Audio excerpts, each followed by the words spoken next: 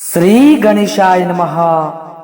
वक्रतुंड महाकाय सूर्यकोटि समाप्रभा निर्विघ्नं कुरु मे देव सर्वकार्येषु सर्वदा। नमस्कार प्रिय श्रद्धालु भक्तों, आज हम आपको सुनाने जा रहे हैं फाल्गुन मास की कृष्ण पक्ष की तृतीया तिथि के दिन बुधवार के पावन दिन है। तो अत्यंत फलदायी बुधवार व्रत कथा एवं भगवान श्री गणेश जी की चमत्कारी कथा को शास्त्रों में कहा गया है। बुधवार को भगवान गणेश जी की कथा सुनने और व्रत करने से बुद्धि, व्यापार, संतान, सुख और जीवन के सभी विघ्न बाधा समाप्त हो जाती है। जो भी भक्त श्रद्धा से यह कथा को श्रवण कर लेता है, उसके घर में सुख, शांति और समृद्धि स्वयं चलकर आती है। तो आप सब बने रहिए आपके अपने YouTube चैनल विकास मिश्रा भक्ति में और श्रद्धा पूर्वक कथा को श्रवण कीजिए। बुधवार का व्रत का महत्व सर्वप्रथम जान ले कि क्या होता है बुधवार के दिन, क्या करना चाहिए और क्या नहीं करना चाहिए। बुधवार के दिन बुद्धि के देवता, विद्या के दाता भगवान विघ्न विनायक श्री गणेश जी का समर्पित दिन है।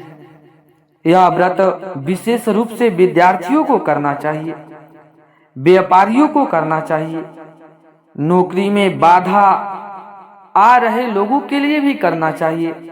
जिनकी नौकरी नहीं लग रही है वे जरूर यह व्रत को करें, या कथा को जरूर से जरूर श्रवण करें। संतान सुख की कामना करने वाले पति पत्नी इस कथा को जरूर श्रवण करें। और जिनके जीवन में बार बार रुकावटें आती है उनके लिए अत्यंत फलदायी कथा है। तो जरूर से जरूर आप सब श्रद्धा से भगवान गणेश जी की कथा सुनिए। फाल्गुन मास स्वयं तप, भक्ति और आत्म शुद्धि का मास माना गया है। जब फाल्गुन मास कृष्ण पक्ष की तृतीया तिथि हो और बुधवार का दिन हो, ये चारों एक साथ आ जाए तो यह व्रत सिद्ध योग बन जाता है। तो आइए छोटा सा व्रत की विधि सर्वप्रथम जान लेते हैं कि बुधवार के दिन क्या करें। सवेरे प्रातः काल स्नान करके हरे वस्त्र धारण कर ले और मन में यह संकल्प करे कि हे भगवान गणेश जी, हे बुद्धि प्रदान करने वाले देवता, विघ्न को हरने वाले देवता, हम आज आपका व्रत कर रहे हैं और कथा को श्रवण कर रहे हैं। तो हमारी सभी प्रकार के बुद्धि शुद्ध कर दे और विघ्न जितने प्रकार के हो उसको नष्ट कर दे। और श्री गणेश जी महाराज को दुर्वा, मोदक, लड्डू अर्पित करे और भगवान गणेश जी का 108 बार मंत्र का जाप कर ले। मंत्र होगा, आइए श्रवण कर लेते हैं। ओम गंग गणपतये नमः। इस मंत्र का जरूर से जरूर 108 बार जाप कर ले।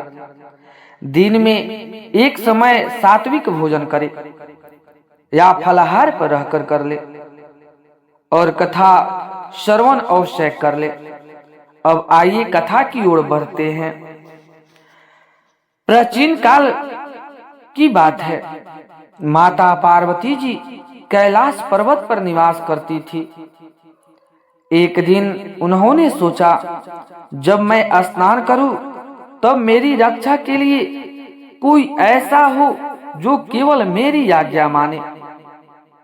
यह बात अपने सहेली से मैया पार्वती जी ने भी बताया था कि सभी गण भगवान भोलेनाथ की बात मानते हैं।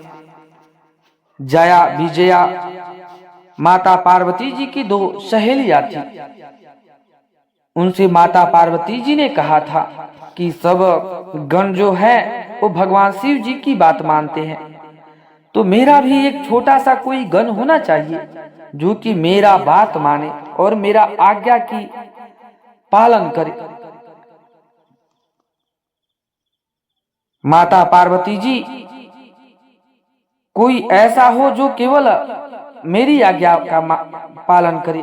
तब माता जी ने अपने शरीर के उपटन से एक बालक की रचना की और उनमें प्राण फूंक दिया। उन्होंने कहा, बेटा तुम मेरा पुत्र हो, जब तक मैं स्नान करूं किसी को भी भीतर आने मत देना। बालक द्वार पर खड़े हो गए। उसी समय भगवान शिव जी वहां आ गए। बालक ने उन्हें रोका। शिव जी क्रोधित हो गए और त्रिशूल से उस बालक का मस्तक काट दिए। जब माता पार्वती जी को यह बात की पता चला तो उन्होंने प्रलय का रूप धारण कर लिया।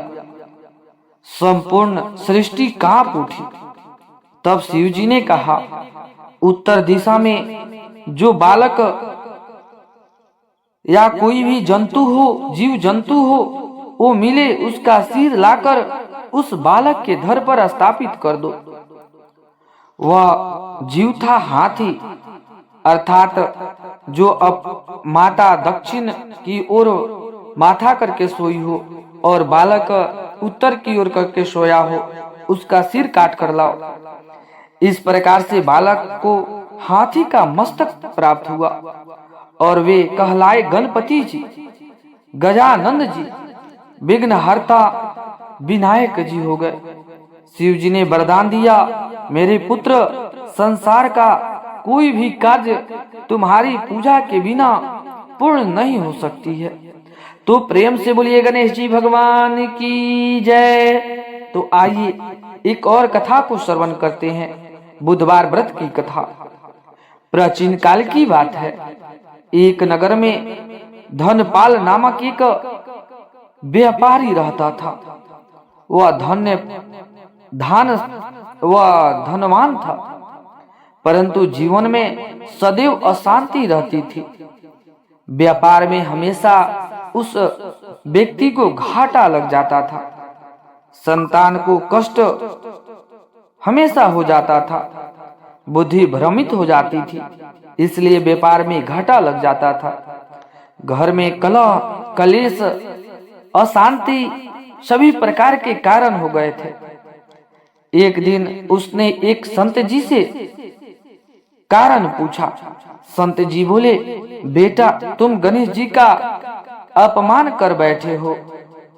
अब केवल बुधवार व्रत ही तुम्हें उबार सकता है। तब धनपाल ने श्रद्धा से बुधवार का व्रत प्रारंभ किया।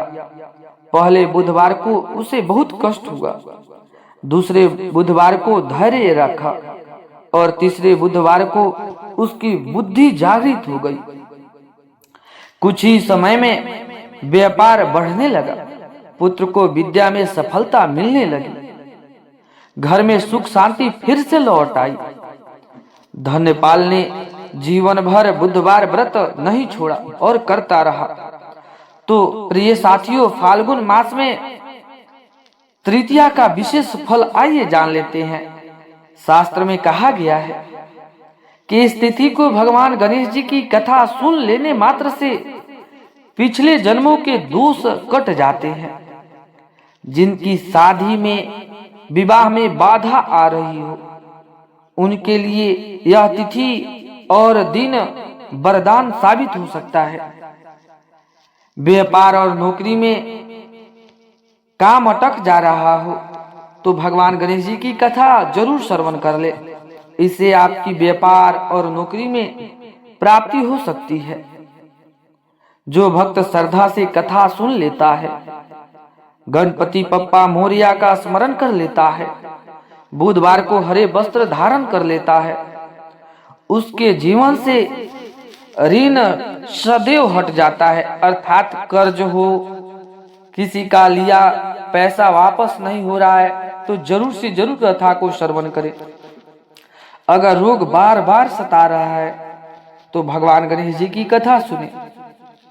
शत्रु बाधा अर्थात शत्रुओं प्रबल हो, यानी कि आपसे ज्यादा ताकतवर हो, तो भगवान गणेश जी की कथा सुने, जिससे शत्रु का नाश हो और उनकी सद्बुद्धि आए, मानसिक तनाव हो, सब दूर हो जाते हैं। तो आइए सभी भक्त मिलकर भगवान गणेश जी से प्रार्थना करते हैं कि हे विघ्न हरता गणेश जी महाराज, हमारे जीवन के सभी विघ्न को हर लो, हमारी बुद्धि को सुबुद्धि कर दो, हमारे घर में सुख शांति भर दो। तो आशा करता हूं कि आप सभी को भगवान गणेश जी और बुधवार की व्रत की कथा अच्छा लगा हो तो विकास मिश्रा भक्ति चैनल को जरूर से जरूर सब्सक्राइब कर दे, एक लाइक कर दे और कमेंट में जय श्री गणेश जरूर से जरूर लिख दे। धन्यवाद। आप सभी का दिन भगवान गणेश जी के कृपा से सदैव खुश रखे।